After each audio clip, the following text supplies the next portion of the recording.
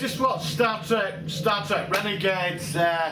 This is my review of it. It's been sort of really interesting.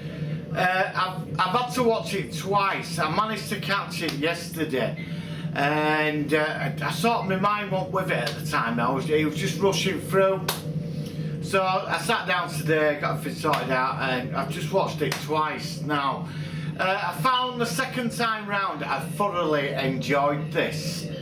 There's a couple of things, I mean, a few people have been picking at it, but I ain't really got anything to pick at. It's just there were a couple of scenes that sort of couldn't go with really in it, but out of a lot of it I'd say it was thoroughly enjoyable. But I'll get into the negative points later on, because there ain't that many negative points about it, because even if there is anything bad in it, they are covered, because what they've done on a fan-based budget, they've got all that professional acting talent.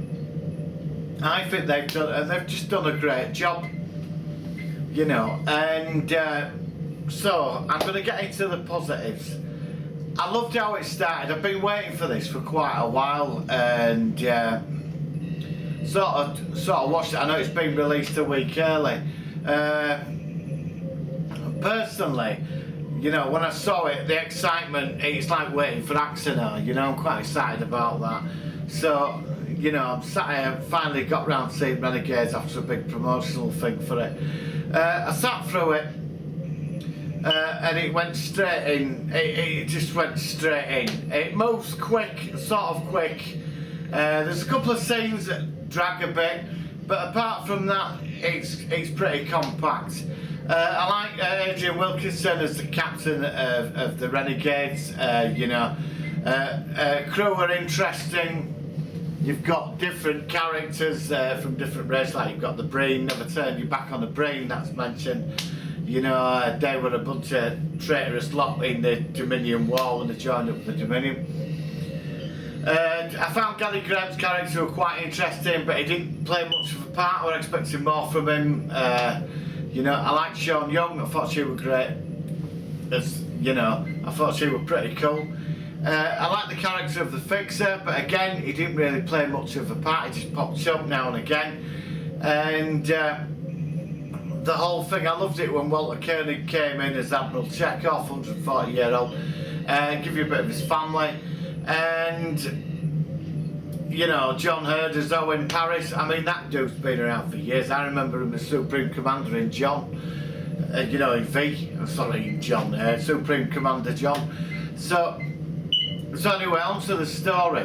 What I found, I mean, the story is pretty good. I mean, there's some kind of ancient power in the background that's penetrated, obviously, the Federation, and no doubt they've got into other sort of like the Klingons probably and other races.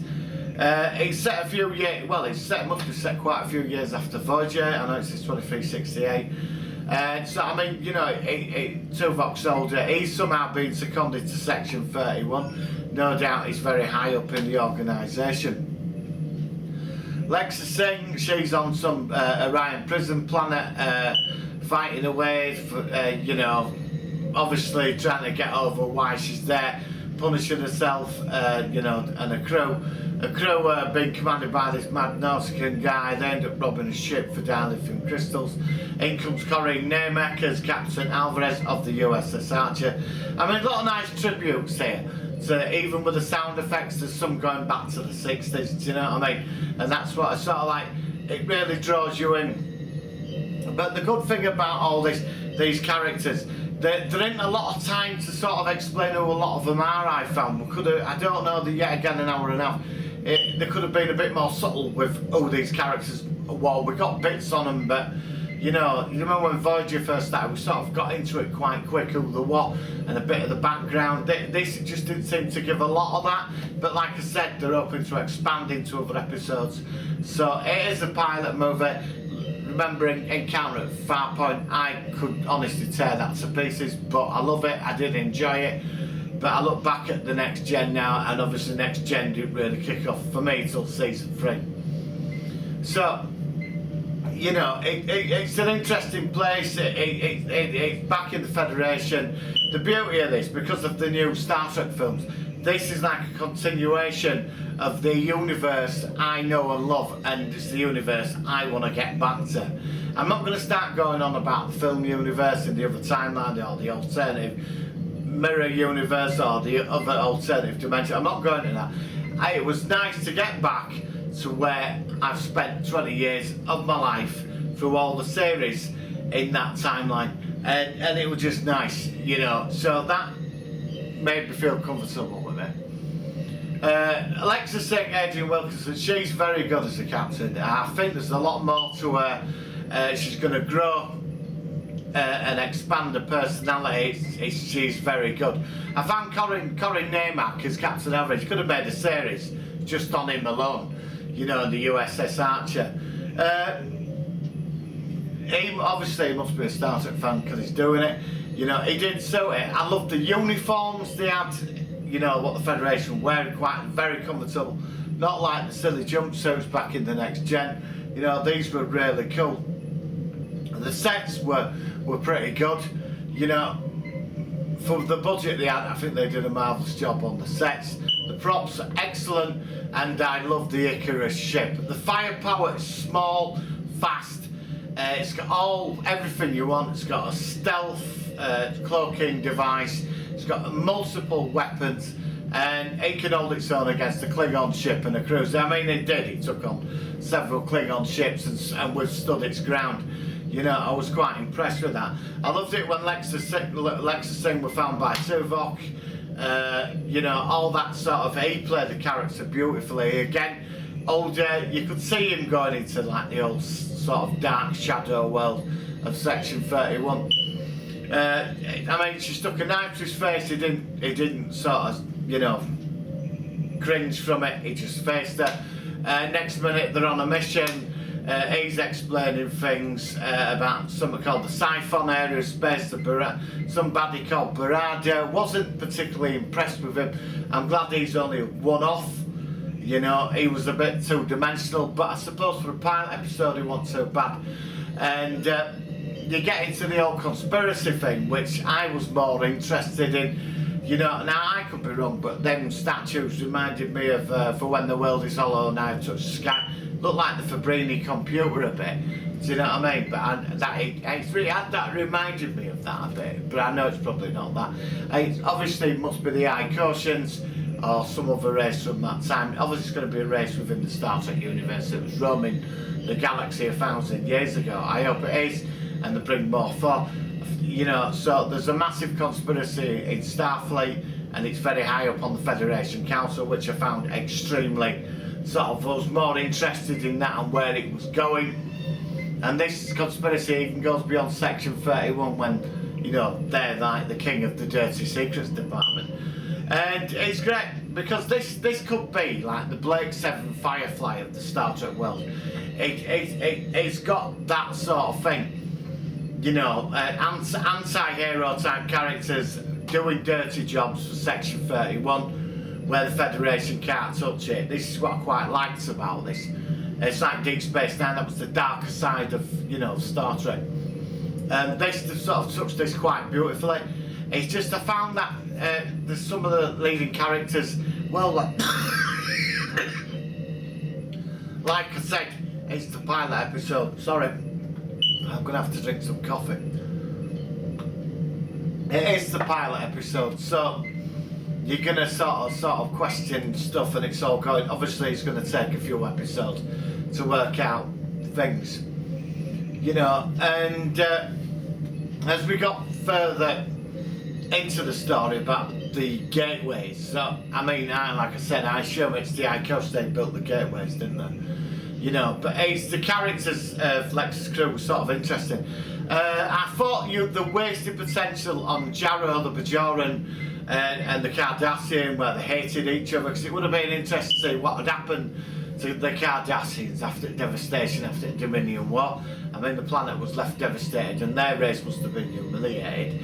And it would have been interesting if him and the Bajoran would have somehow, like, could have developed a friendship beyond the hatred for each other through, like, I don't know, the Cardassian saved the Bajoran's life, and there's like a thing between them where it could develop over the episodes, and I found that was a wasted opportunity.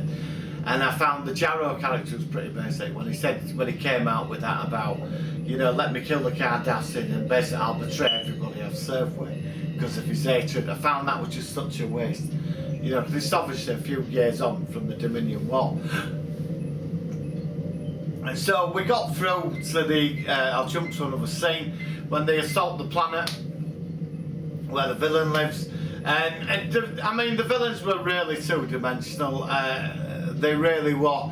But there was a good set, I mean, the scene stood up well, and that was it. I liked Icheb, must have got done over badly by when he got back to Earth with Voyager. I mean, you could tell a lot's happened to him in all this time.